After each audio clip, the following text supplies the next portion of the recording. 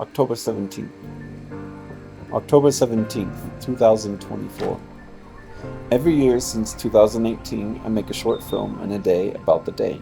I originally started this project as a way of documenting my life, because I've never been good at keeping a diary, but also as an excuse to make a short film. I had been entirely focused on making feature films only, because I just wasn't excited about short films. Only now, I make so many short films that I don't even always share them everywhere. Since the last October 17th, I have released 14 short films, plus 2 yet to be released ones for a total of 1 hour, 38 minutes, and 16 seconds. So, I suppose this past year, if I strung all these shorts together, it'd be a feature film in itself. I see this as refreshing though, because I can focus on making October 17th what it was always meant to be. A film made in a day, about the day, more or less. We decided to move out of Germany back to Mexico. I am very happy about this. I am Mexican. But living in Mexico, I've come to find that Mexicans don't refer to Mexicans born in the US as Mexicans, because Mexican means born in Mexico, which does make sense. Sure enough, there are a lot of differences, and I'll never know the experience of a Mexican born in Mexico, especially because Mexico is the most unique country I've ever been in. But likewise, Mexicans born in Mexico won't know my experience of being born in the US. This is my grandpa. He trained as a luchador in Mexico and toured as a luchador before becoming a WWF professional wrestler. Hulk Hogan met him and said he used to watch him on TV. My grandpa wrestled against Mil Máscaras, who is a legendary wrestler here in Mexico, and tells stories of hanging out with Rey Mysterio Sr. while little Rey Mysterio played on the floor under the table. But even still, being born in the US, I have always felt disconnected, but now I feel more connected than ever. I love Mexico, I love Mexicans, and I love being here with all my heart. For breakfast today, we ate pancakes. The sun always hits the table like this during breakfast.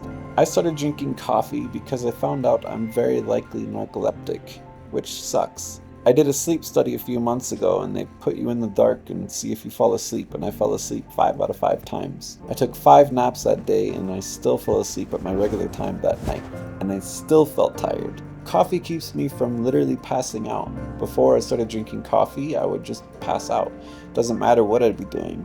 I decided to not drive anymore because I used to fall asleep a lot while driving. The thing about narcolepsy that really sucks though is that you don't just fall asleep all the time. You also never feel rested. I have a tired life. But I think because I have so many things I want to do and express in this life, I'm able to stay motivated. I love being alive and experiencing the world. For lunch today, we ate tlayudas con frijol y nopales. Things are difficult right now. There's a lot, so I'll be quick about it. I had a good job in the summer and I was making good money, working as an editor for a YouTuber who's just about to hit 1 million subscribers. With this wage, I was able to buy the plane tickets for our family to move out of Germany. It cost about 2,400 euros for all of us, which is a lot. We then literally sold all our stuff and planned to start a totally new life after a decade of living in Germany, reducing everything we own in this world to just a few suitcases. That job then suddenly dried up without warning. I lost my income completely from one day to the next. Tickets bought and just about everything gone.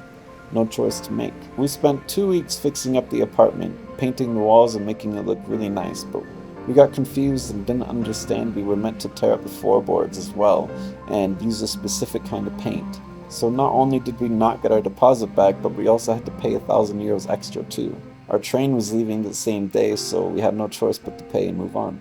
We took a train to Cologne and then to Paris. It is quite intimidating to travel with everything that you own in this way. We ended up getting COVID and couldn't fly. No refunds on the flight. Lost all the money. We found ourselves stuck in Paris in an Airbnb with an incredibly kind host who really looked out for us, but still, we had nowhere to go. No apartment to return to. And again, we were met with no choice at all. We had to buy new tickets and fly to Mexico. Only, in Paris at the time was the Paralympics, and the only flight we found for under 10,000 euros was one for 3,000, but it was a 26-hour flight. Again, no choice.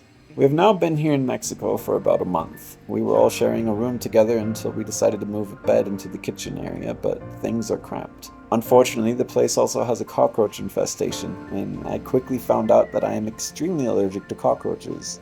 I did not even know that was a thing. Kava's phone broke, An important piece of my computer broke, and it costs 150 euros just to send it to the company. I got sick again last week, and last night I broke my toe walking in the dark. So anyway, that was the last 5 weeks. Expense after expense, money is tight, the future looks bleak, we've nowhere else to go. And yet, I feel happy. It is something about this light in Mexico, the people, the atmosphere. Everything's gonna be okay. For dinner, we had taquitos de papa con aguacate. Right now, it is October, and Dia de Muerto is soon. That means Pan de Muerto, and this is the best there is. We've been all over the city trying different ones for years, but this one, which is a 3-minute walk from here, is the absolute best. There's a nature park close by that we go to for walks. The path there is beautiful too. After dinner, I've been playing video games with the kids. Nice way to unwind and relax. Only I'm taking them through a bit of video game history. We're going through old ones. Right now we're playing Bugs Bunny, which people say sucks, but I like it. We're doing a light Halloween marathon, and last night Kava and I watched Horrors of Malformed Men, which we did not like. It was too exploitative and felt like it was trying too hard to be weird and surreal. Lately, I've been falling asleep to watching somebody play Silent Hill, because I'm too scared to play it myself. Actually, I never played a horror game because they truly, truly terrify me like no movie can. I will watch Gabo play them all. This is my October 17th, 2024. Good night.